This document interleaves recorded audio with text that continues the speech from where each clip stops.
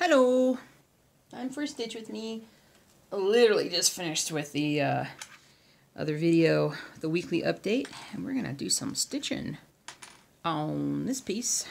Ooh, first I gotta find me a hoop. I jumped right into it without getting a hoop ready. So we are kind of in this general area right over here.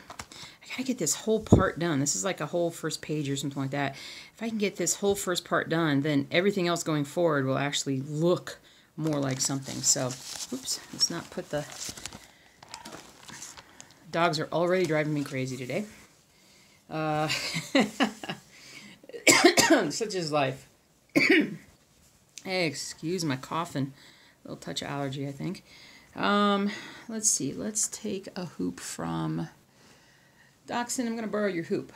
I hope you're alright with that. I think you should be. You should be fine. We're going to get a lot of stitching done on you today. So we're just going to move that out right here. Alright, so what should I do? Should I work on this? I pretty much should finish this part up. Let me look at my pattern here and see. That is a lot of stitching. So yeah, we probably should do it. We'll do, well, yeah, in terms of like how much I'm going to actually get done in a stitch with me, that would probably be sufficient. Not sufficient. That would be efficient, perhaps, use of my time. I always overestimate how much stitching I think I'm going to get done anyway. Let me put these over here. Get my magnifiers out of the way. Oh, I hope you guys have had a good week. My week has been, it's been good. I've been off since Friday, Saturday, Sunday, Monday, Tuesday, and last Thursday was incredibly unproductive. I was feeling sorry for myself. My husband had gone out of town, and I don't know if feeling sorry for myself. I was feeling out of whack. And so he had a wonderful time with his mom, dad, and his sister, and his nephew. He had a great time, and it was good to have him back. And now I gotta go and visit my family. And I'm gonna have a great time. But I haven't been home I haven't been to Georgia in at least a year and a half. Maybe 2 years. It's been a long time, and I need to, there's a lot that I got to get done while I'm there. A lot. So, it'll go by really ridiculously fast, I know. I always sleep like a baby when I'm there. I think it's the whole concept of I don't really have any true responsibility, anything I have to, you know, have to do for myself, and I don't know, I sleep like a baby. Like a baby. Shoo. Let's see, where are we at, and what do we need to be doing here? Wow, have I really not highlighted that much? Did I bring a highlighter? I thought I brought a highlighter. I think I left it downstairs. No mind. Pay it no mind. So, this, yeah, I'm a lot further along on this one than I had taken into account. So give me just a second. Okay, I see where that one is. Do I have a pen up here? No.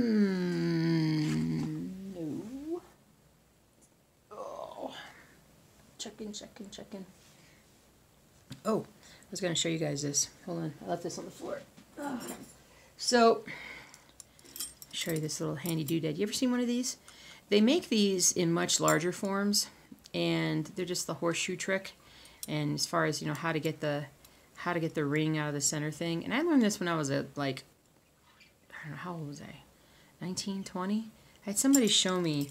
I was actually on a whatchamacallit trip, train trip. This one is difficult because it hasn't been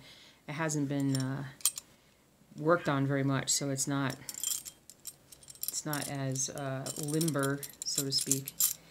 And so it's difficult to work with. Come on, Jules. Anyway, I had, oh, there it is. So,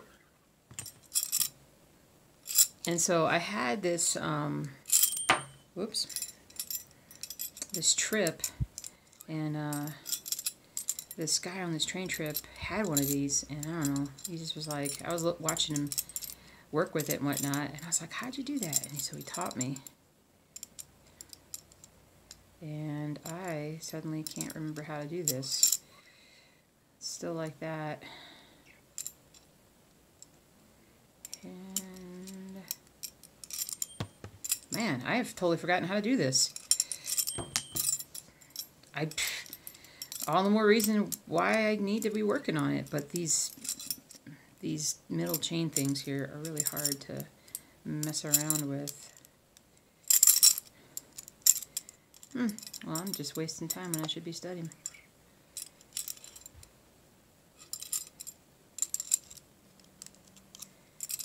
Studying. I went back into student mode there for a second. Is that how I do it? Yep, there we go. I got it back in. Anyway, I was gonna be all slick and show you how I did it, but considering that I can't seem to do it, I'm not gonna show it to you right now. You're just gonna have to like wait in anticipation and be like, wow. It's really not that. It's not hard once you kind of know how to do it.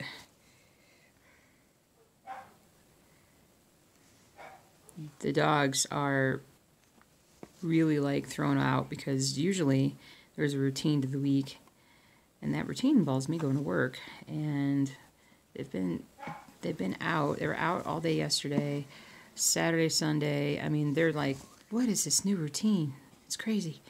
So today, instead of them being nice and settled and comfortable and relaxed, they're sort of a little bit up in being a little nervous about this needle is really kind of a little too big for this particular project, but I'm going to use it anyway for now. And I say that just because the tip, with the needle tip, it's a little bit bigger than the holes that this 18 count has, but no worries, no worries. So anyway, yeah, so they've been barking a little bit more this morning when they shouldn't, and I'll probably end up having to put them up for a little bit just so that I can focus on some things, because when they get nervous, Jelly gets nervous, and when Jelly gets nervous, she comes to me and wants to climb inside of my skin, and the only thing for that is to let her go down in the kennel, but she has to go down in the kennel with Zuzu, because Zuzu helps her, makes her, Zuzu's so like nonchalant about the world that it helps Jelly, so that's a good thing. So for like the first time in I don't know how long, I'm gonna have to edit that weekly update. I got off on this stupid tangent where I was talking about recycling, and we took some stuff to recycle yesterday, and like 200-300 pounds of like metal, like steel and some stainless steel and whatnot. And there's just zero way for me to check like people being honest about things and this and that and whatnot. But we got like $8 for this SUV filled with like 300 pounds of heavy steel, and I was mad at myself for that trip, because, well, I wasn't mad. I was like, well, now we know. As far as recycling, I mean, it is, why would anybody recycle when they don't get anything for it? Because to me, like, it means like if you not paying very much for it, then you don't need it. And if you don't need it, then why am I driving, 40 minutes over there, 40 minutes back? So it was a lesson learned. So anyway, at some point we'll have to, we as in the world will have to figure out how to better manage our recycling. If And honestly, it boils back to manufacturing. Really, that's where it has to start. We have to manufacture with materials that are either reusable or are easily broken down as trash. Like they won't leave any, like they need to be carbon based so that they don't leave a residue like plastic and whatnot, steel and all that good stuff. But anyway, I went off on a tangent, and I'm like, after a bit, I was like, holy cow, I just need to cut this out. So I started over with talking, and so I'm going to have to go and edit this. So, and this is if you're here and you haven't seen the weekly update, this is actually Tuesday morning that I'm doing this piece, because I have to leave tomorrow morning, and there's no way for me to get, and there's no time for me to stitch a Stitch With Me video, and I won't have the editing equipment or the editing software that I need to do that, and then to upload it. So I'm doing it now, and that's also why I'm going to stitch a lot today. So so I ended up purchasing this project from Hade. Not Hade, Golden Kite. I knew that was going to happen. I think I have looked at that before and almost bought it, now that I'm thinking about it. It was it was called Wounded Playfellow, and it was a picture of a,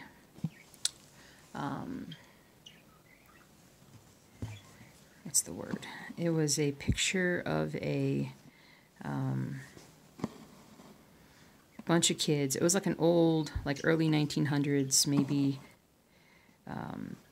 picture or painting, I should say, of like a group of small little kids, and they were bandaging their dog's foot, who got hurt when they're playing with them or whatever. And so I've always found it endearing, and the kind of thing that I have another one.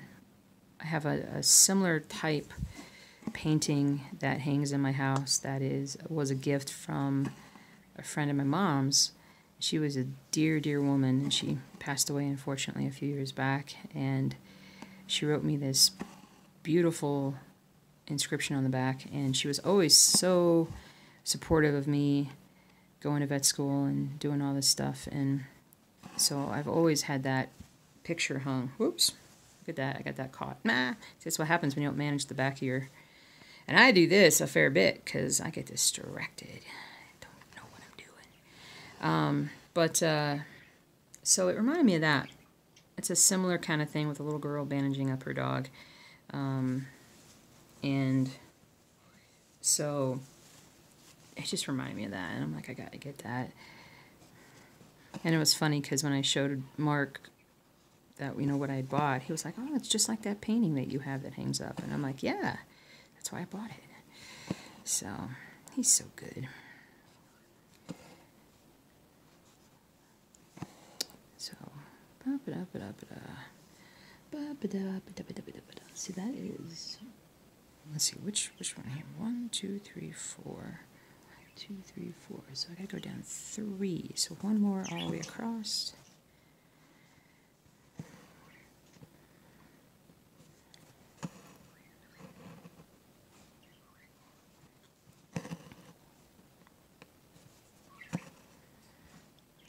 I turned comments off on my blog.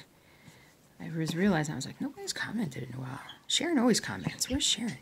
And I think I accidentally, when I switched to the new theme, I think it loads up default no comments. So I need to change that today. Do a little bit more work on that. But I've been very productive with that site. I finally got it in my head. Finally got my mind wrapped around the idea of doing the beekeeping site for my husband and I. And it's going to be gorgeous. It's going to be really good. It's going to just take a lot of work. And I'm going to take everything that I've learned already from building websites and do that. But I've got the stitching site that I'm trying to write more on. And the bee site now. I've got my work site that I'm trying to fill in. And I got that salon site that I'm working on, and there was one more. There's one more. There's a lot of sites to write for. So, and I was in a writing funk for quite a while, so it's good to feel like writing again. And cold weather always makes me feel like writing. It feels like school, you know, being back in school, having to work on things, study, write, do all those things. So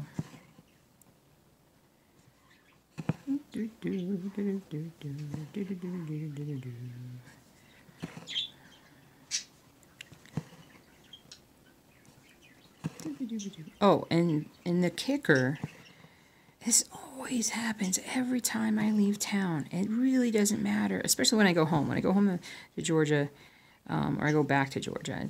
I consider Colorado home, but when I go back to Georgia, it always snows. And guess what? It's gonna snow on Thursday when I'm gone. It better be just a dusting. If it's like 4 or 5 inches, I'm gonna be mad because I love snow. The last time I went on a trip without the hubby, 1, 2, 3, 4, 5, almost to the point where I gotta skip. Hold on a second. So I skipped 1 and 2. There we go. The last time I went on a trip, it was like 3 years ago, and I went to LA because, well, I went up to, like, I was technically where I was Lompoc, for the Air Force Base that's up there, and one of my buddies, a close friend of mine that I've known for a long time, he had what's the word? Sorry, I'm distracted thinking about other things. He was being promoted to captain, and it was a big deal. And I flew out there to be present for that, to see the family and everything, because they used to live really close to me and watch their kids grow up. And anyway, so I went out there for that, and I got stuck in Santa Barbara for an extra full day, because they were having a massive snowstorm in Denver and the flights got all canceled. So that actually worked out to my benefit big time, because I ended up just getting a hotel at the beach, and or not at the beach, but close enough to the beach that I ended up spending a lot of time by myself, just kind of walking the beach. Found this beautiful, pristine sand dollar on the beach, and it was just a really awesome day. I had never really, by myself as an adult, had gone to like the Pacific Ocean like that, and it was a highly memorable trip. And I learned that I needed to take advantage of those times whenever I could. And it was just fun. It was just a lot of fun. And so, and I've also, there was a time, I don't know, 5 or 6 years ago when I went home to, I always say home, but when I went back to Georgia for a long weekend, and I was supposed to come back on a Sunday. And again, there was this massive snowstorm on the day I was supposed to come back, and I ended up being delayed like 2 days coming home. I was supposed to come home on like a Saturday night, Sunday morning. I think it was early Sunday morning. I didn't get back until like late Monday night. And that was back in the days where I wasn't quite as relaxed and, okay with missing time. And I was just so frustrated because I hate it when things kind of get out of my control. I don't do a good job of managing that anxiety sometimes. And so, yeah, it was just, I should have taken advantage of that extra day at home, and instead I was just freaking out the whole time because I was missing work, and Anyway, I'm better about that. I'm a lot better about that part now. Because my issue has been that I don't take enough time for myself. Just to relax. These few extra days at home have been awesome. Yesterday was so productive. I wrote and I wrote and I wrote and I wrote. And it was just the coolest, most productive day. So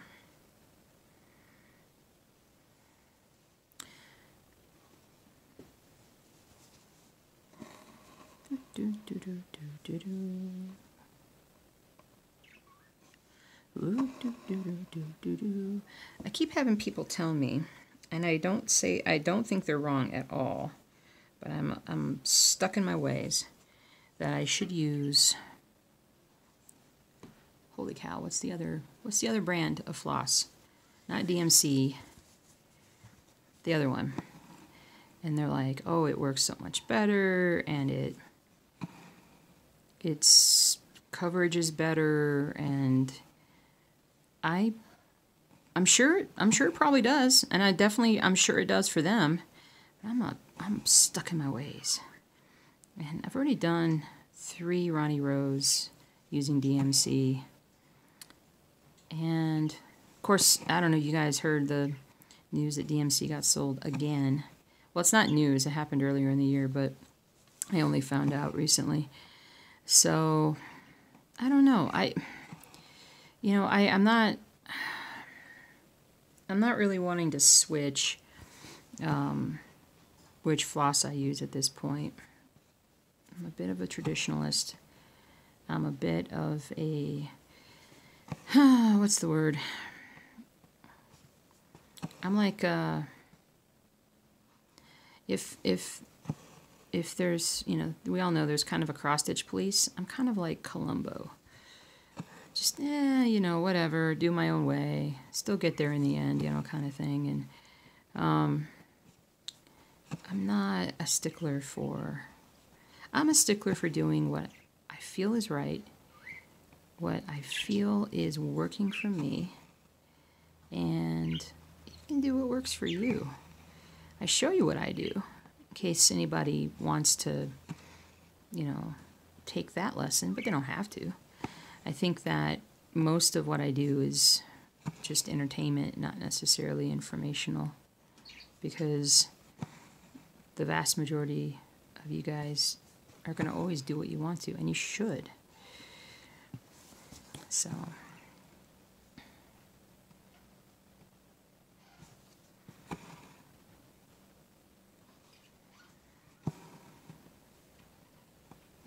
still have the birds covered up. I covered up the bird. It's still early in the morning. Now it's like 8 o'clock or so while I'm doing this video, and the birds are still kind of covered up. They're making their little noises, but I haven't uncovered them yet because they're going to be loud when I do. They're going to be like, why have you kept us covered?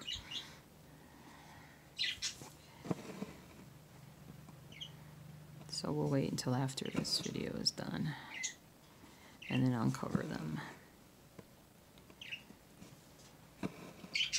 Oh, I forgot to tell you guys. So, hold on, let me pause this.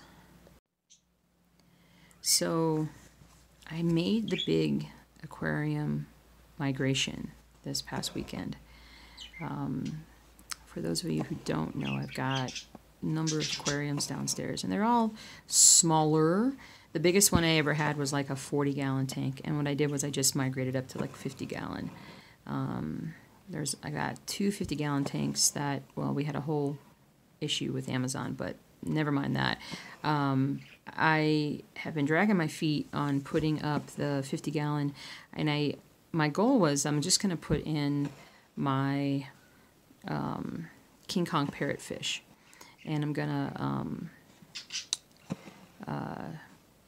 just put them all together because they are so abusive to every other fish that I've ever had in those tanks. They're so territorial.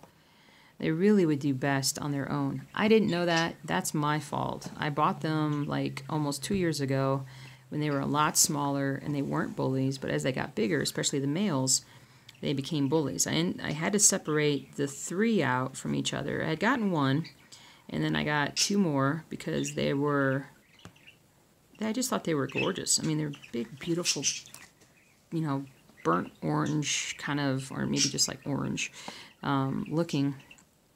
And so I got them, and then as they got bigger, they started being jerks with the other fish in the tanks and being jerks to each other, and especially the 2 males. Like, a male and a female work just fine together. They're like, you know, a little copacetic, everything's good, everything's fine. But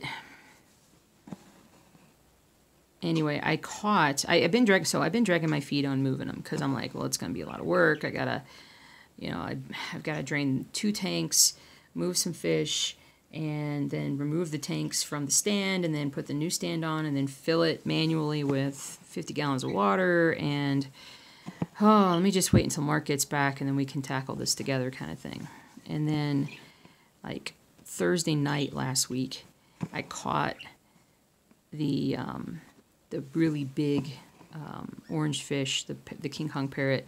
I caught him beating up the pleco that was in the tank with him. And when I saw that, I also realized that the pleco looked like it lost weight. And I was like, oh my gosh, that's why the pleco hasn't really been out and about. The freaking big orange fish has been bullying him.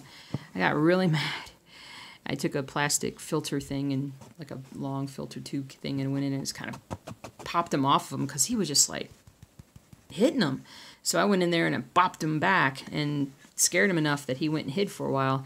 And I was like, that's it, I'm moving everything. So over the next couple of days, I drained the 2 40 gallons and moved those smaller tanks off of the new stand, brought out the new tank. And technically, I know that I should have let it cycle, meaning that you should allow the bacteria to build up, the nitrogen cycle to take place to put in the proper nutrients into the water. But I'm like, I can't wait that long. I have to move them now, because I no longer really have any affection for the orange fish. I should probably get rid of it or get rid of them, but at this point I can't. Like, they'd have to go by themselves in a really big tank because otherwise they're going to beat up everybody else, and I can't do that. Because there's always going to be people that'll be like, oh yeah, hi Mercury. He's rubbing on my bare feet. He likes toes. He has a thing about toes. Hopefully he won't bite me.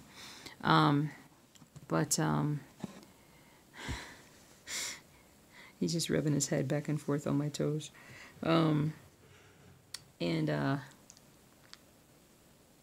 Mercury and I got closer the last few days when Mark was out of town, and he only had me for a while. He likes, I know he loves me. He just usually prefers Mark, and he should. Mark's definitely his rescuer. But I don't have any affection for those guys. But if I gave them away to somebody, I know somebody would be like, oh, well, I'll put them in my tank. They won't hurt my fish. And then they'll be sorry that they got the fish, and then they'll think badly of me. And then that fish, who knows what will happen to that fish. So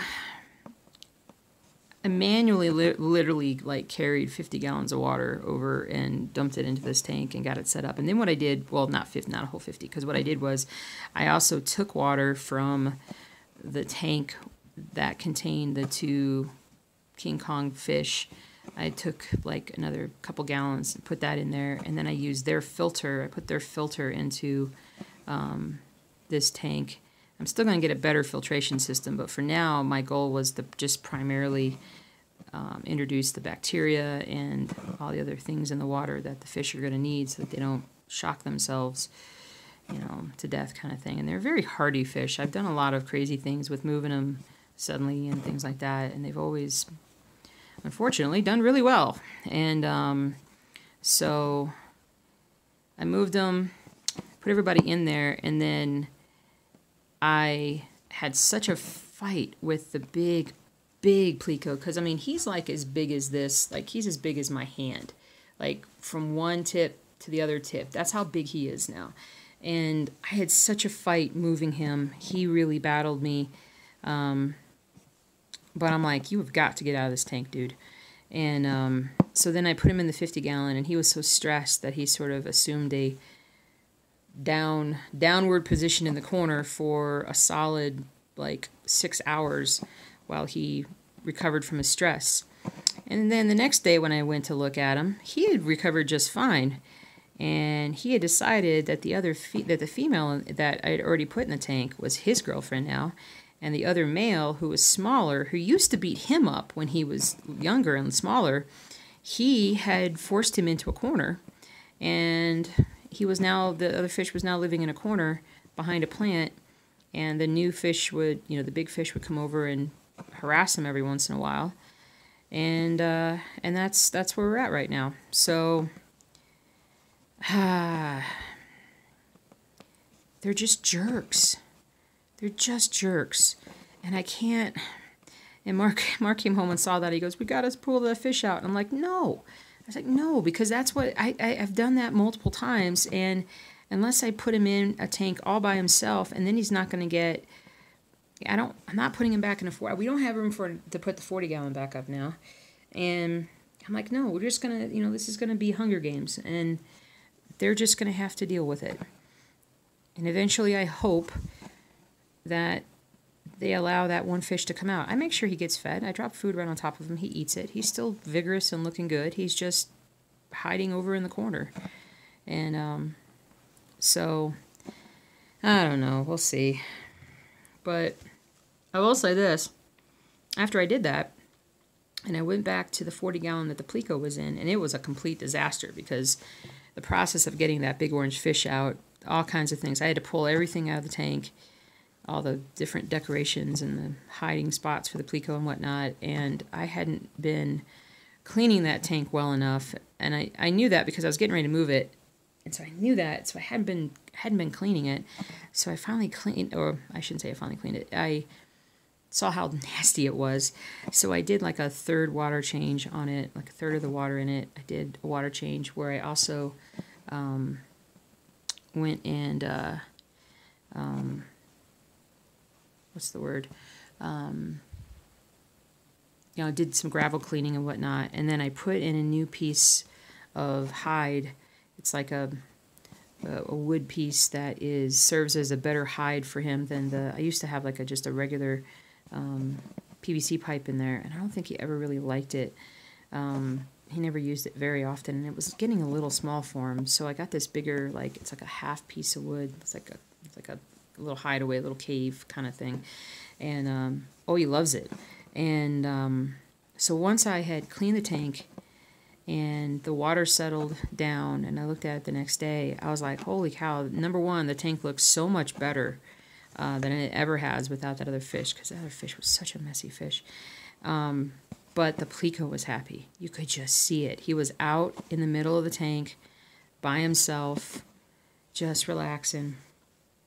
And he just looked. If a fish can look happy, and I do think that there are fish that look happy, like him. He is now a lot happier. He has been miserable, I think, for a very long time with all the different parrotfish that are in there. I think he really got abused and beaten up a lot more than I had realized, and that's my fault. So I'm going to let him stay in that tank. I am going to get some other fish. I do have another big tank that I got to put up. We just got to order another stand for it, and when we get that big tank up, I will put him in the big tank and then just get a bunch of little fish that will be more like schooling fish and that won't care about a Plico, and we'll just leave them alone. So that'll be a cool thing. And that's probably not going to happen until later this winter. And then Groot will move from his 20-gallon that he has right now, and I gotta say, I really like the acrylic tanks. They cost a bit more, but they're so much lighter that I don't know. They're worth it because they're so much lighter. They're molded, so you don't have to worry about a seal breaking. They look, the glass is really clean, or the acrylic surface is really clear and clean. I don't know, I might just get something that is like a tall corner piece or something for him at some point. He's fine where he's at, but he needs a deeper tank. He does not have a very deep tank. He used to like to, when he was smaller, he used to float up to the top and then float down, and now he just doesn't have enough space to do that in that tank. So, and I also need to clean, the hamster cage today. I need to clean everybody's cage today in the middle of all the stitching. I got a lot to do. So,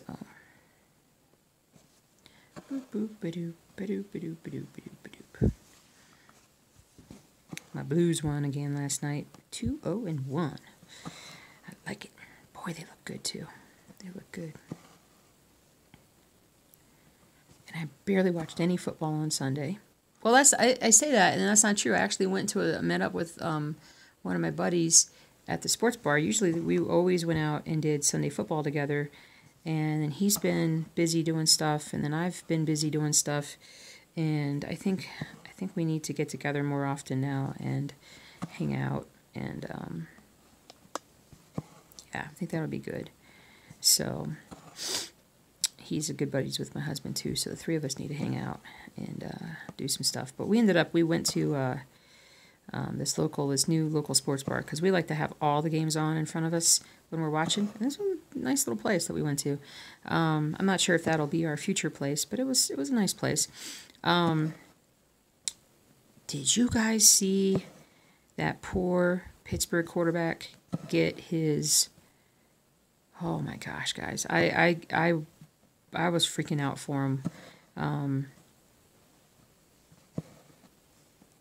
What's the word? Mason Rudolph. And he was the backup to Ben Roethlisberger. Ben Roethlisberger hurt his elbow. He's out for the season. And so Rudolph came in, his first significant starting time. And he got crushed between two defenders. Were they playing the Ravens? No, they just played the Ravens. They were playing somebody else. It's not really important right now. And he literally got hit. And I don't know if the guy that hit him got thrown out, but he was leading with his helmet. Looked like he was leading with his helmet. Hit him on the point, like underneath the grill or the mask. Hit him at the low point. Basically, it was sort of like an uppercut to the chin. Hit him so hard that he immediately lost consciousness. Like, you literally see like his eyes roll back in his head, and he goes limp and falls like a rag doll. And he also postures at that time. Like, posturing is when your brainstem gets like your head gets snapped back, you have a concussion, but it's such a bad concussion it goes down into the brainstem. So like if this actually is not a bad representation of my fist. So this is like the main part of the brain, the cerebrum. And then you've got like the cerebellum back here, and that does a lot of fine motor control and things. And then before it merges into like your spinal cord to go down into your neck, at the very base of your head is what we call the brainstem. And the brainstem has a lot of crucial functions in it. It actually is where a lot of your what we call cranial nerves come out of. Cranial nerves are the things that control like swallowing, your eye movements, not vision, but balance, all these different things. It's also like your breathing center. And so sometimes when you hear about people like fracturing like this one specific area of your top part of your neck, you can literally just die right there because your breathing center is affected, and that's it. So he had gotten hit hard enough that the force of the like doing this had damaged the long tract fibers that come down and that eventually go to like your legs and your arms and whatnot. And what it did was when he hit the ground, whenever you see somebody get hit and everybody's talking concussion, watch how really bad ones, watch how when they hit the ground and their arms kind of extend or their fingers extend. And that's they call it a fencing posture. It's like one arm goes in, one arm goes out, and the fencing posture is indicative of damage to like the brainstem area. And it doesn't mean it has to be permanent, but it has damaged the brainstem area, and it's very serious. And this was something that I looked into years ago, back when, like, the idea of concussions and, I mean, this was, I don't know, I was still writing a little bit of sports stuff, but I was still watching sports like crazy, and I got to be really vocal around others when you would see somebody go down with this kind of an injury. And I would be very, they would be like, "Oh, that's such a great hit." I'm like, "That guy just got brain damage." And I would argue with people about how serious the hit was, and how fencing posture is like one of the worst things you can see, and all these different things. But now everybody actually understands that, or at least not everybody, but a lot more people understand how serious it is, because we've seen these guys after football come back, and they're anyway, I don't want to get into all the really bad stuff, but it's bad. It's bad later on in life for him. So, oh man, that was just, I felt so bad for him. He's going to be out for a significant period of time. He should be gone for a minimum of 3 weeks, if not longer. And if he tries to rush back too soon, I hope he doesn't. I really hope he doesn't. It's not like the Steelers are going to the playoffs this year. They're just not. And he just doesn't need to put his future in jeopardy by coming back too soon. So, anyway. But I was just, oh man, poor guy. Poor guy. Anyway. But that was crazy. So we were watching football. But that's about all the football I watched. Once my husband got back home, we just kind of sat around and talked for a while, and I had to run out and do a few errands and whatnot. And so I didn't really watch any more football that day. And then I watched like 5 minutes of Monday Night Football last night. I don't even know who won. I have to look that up. I watched hockey last night. I've been trying to just watch hockey, and I definitely feel like I prefer hockey to football now, which is crazy me saying that, but the way it used to be. But I think that's just how it is. That's just how it is.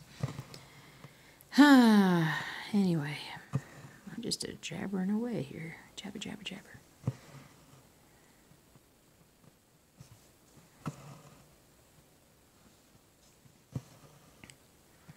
Boop-a-doop-a-doo. Boop-a-doo-boop-a-doo-boop-a-doo-boop. Ah. Ooh, ee, ah. I don't know if my phone's going to go dead or not. I don't think it should. It was plugged in. It was fresh. I had some kind of a warning there a second ago, and I don't know what it was. I'm like, there's no way that the phone should be running out of charge. It's good. It's good.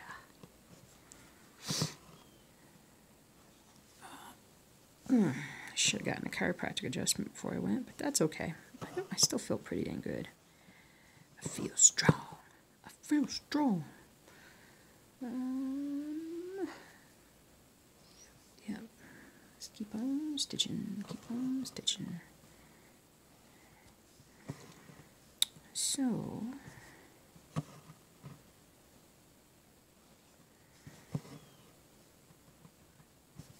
Ooh, I should be getting my new, I ordered a new neck pillow for the trip, because invariably I always fall asleep, even when I'm like, I'm not going to fall asleep, and I fall asleep, and no matter what I try and do, my head will kind of loll, and I'll slump over, and it'll just be a really bad sleeping posture, and I'll really mess my neck up, and have to go see my chiropractor, and my chiropractor's like, the worst thing that anybody can ever do for their back and their neck is to fall asleep on an airplane.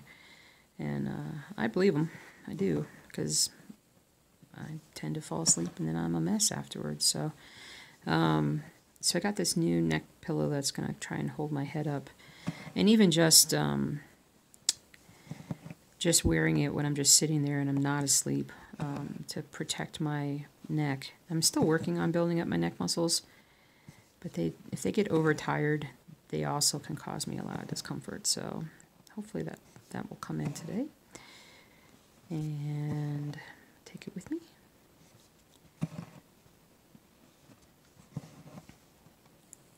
But I'm wanting to pack really light this trip.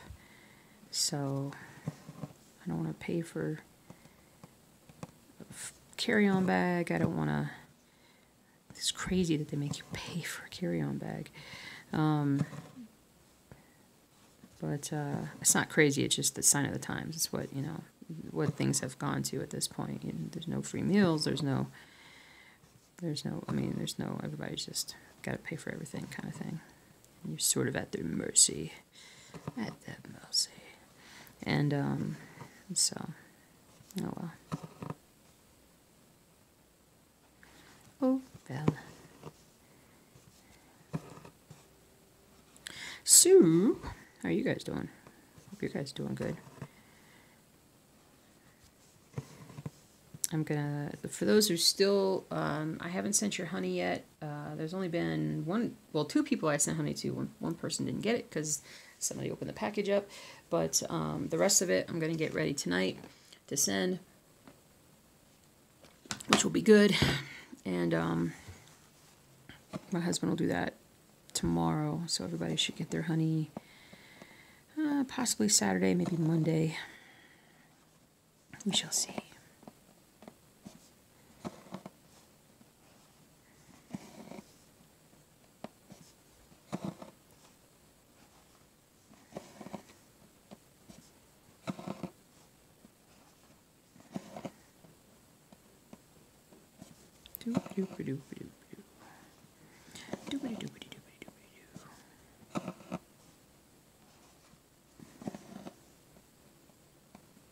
You know, maybe I will go ahead and put the website down below. I think I will. I think I'll start adding the B site. There's only a few articles on it right now, but why not? I'll just, if you guys want to, I have got one article on there, a few pictures, and then I've got a summary of our beekeeping efforts, like in honey production so far. Got that on there, and then you'll see sort of there's a few there's like 2 or 3 blank articles that are just empty blog articles that you guys can see, but it'll help out the blog to get early traffic, even if it's just a little bit. And we don't know exactly what we're going to be doing for it totally, but I definitely want to make it a place where, you know, for just non-commercial beekeepers that are just kind of like us, that hobby beekeepers that trying to build up an operation, trying to do things the right way, that we can, you know, learn from each other. So, but, what is the other word? What is the other word? Oh, guys. I think I'm going to end there, and you're going to be like, no, or maybe you're going to be going, yay. But I know I got like at least 100 stitches done, but I talk so much. I talked a lot today, but if I was going to look at this, I would say that I'm about 40%, maybe 35% done with this first page. And there are more pages on this Ronnie Rowe piece than the other ones. The Market Square Tavern and the Williamsburg, they're all like 4 pages. And that's that. And this one's more like, I think it's like 6. And maybe it's 8. It's at least 6. So, but I got so much to do. I got to go downstairs and start uploading all this stuff. And yeah, when I was pausing, when I was thinking about all the things that I still need to do, like pack, and do some different things. And I got to reach out to a few people on email. And so yeah, I gotta stop stitching right now. Go do a few things. Start stitching again here very shortly. And but I hope you guys have a great week. And hope you got a lot of stitching done, hanging out with me. And we will see you guys very soon. Bye.